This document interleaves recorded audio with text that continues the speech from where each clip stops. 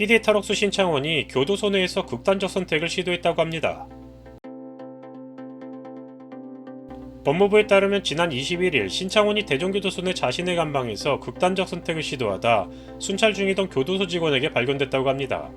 신창원은 발견 직후 대전의 한 종합병원으로 옮겨졌으며 생명에는 지장이 없는 상태라고 합니다.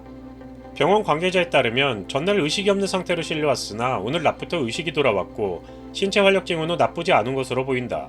현재는 수면 치료를 받고 있다고 밝혔습니다. 1989년 3월 한 남자가 서울 성북구 도남동의 한 주택에 침입해 약 3천만원 상당의 금품을 빼앗고 집주인을 흉기로 찔러 숨지게 한 사건이 발생했습니다. 범인의 이름은 신창원으로 당시 23살이라는 나이에 강도 살인죄로 무기징역을 선고받은 후 부산교도소에서 복역 중이었는데 복역 8년째였던 1997년 1월 간방 화장실 통풍구 철망을 뜯고 탈옥해 2년 반 동안 도주국을 벌였습니다. 탈옥 직후 신창원은 전국에 지명수배되고 곳곳에서 탈주자를 목격했다는 제보가 계속되었지만 쉽사리 붙잡히지 않아 신출귀몰한다는 말까지 돌았으며 기나긴 그의 탈주 행각은 하나의 신드롬까지 일으켰으며 검거 당시 입었던 그의 패션이 화제가 되는 등 추앙하는 세력들까지 생겨나기도 했습니다. 1997년 12월에는 경기도 평택의 한 빌라에서 경찰과 대치하다 창밖에 설치된 배수관을 타고 달아난 뒤 종적을 감췄는데 1년 반 뒤인 1999년 7월 전남 순천의 한 아파트에 숨어있던 신창원은 결국 TV 수리공의 신고로 출동한 경찰 46명과 대치하다 검거되었습니다. 신창원의 극단적 선택 시도는 이번이 처음이 아니라고 하는데요.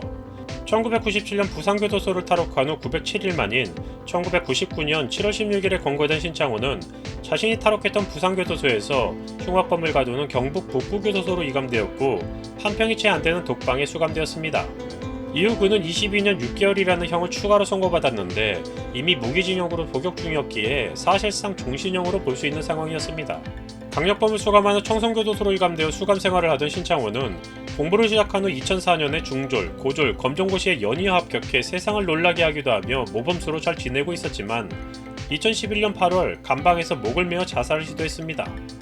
당시 사건 관계자들에 따르면 신창원의 자살 시도 이유는 한 달 전 아버지가 돌아가신 것에 영향을 받은 것 같다라고 하는데 신창원은 복역 초기에 자신에게 신경 쓰지 않는 아버지에게 불만이 많았지만 결국 그를 찾아온 건 가족인 아버지뿐이었고 아버지가 돌아가신 후 상실감에 그런 일을 저질렀을 것이라고 추정했습니다.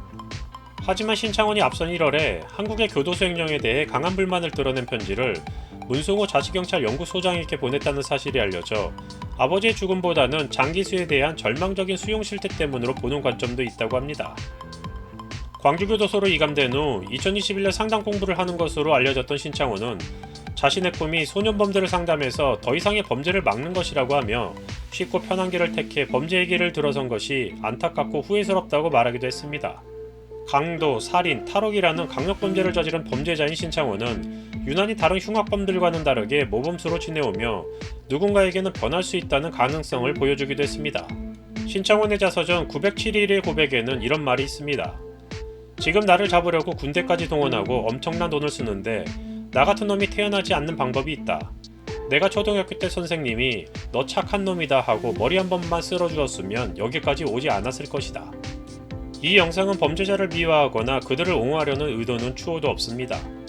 다만 범죄자의 말일지라도 환경과 주변 사람의 언행이 누군가 인생에 상당한 영향을 끼친다는 말은 어렵지 않게 공감이 가는 부분이라고 생각되며 사람은 쉽게 변하지 않는다라는 말보단 변할 수도 있다라는 조금은 긍정적인 말을 되새기며 영상 마치겠습니다.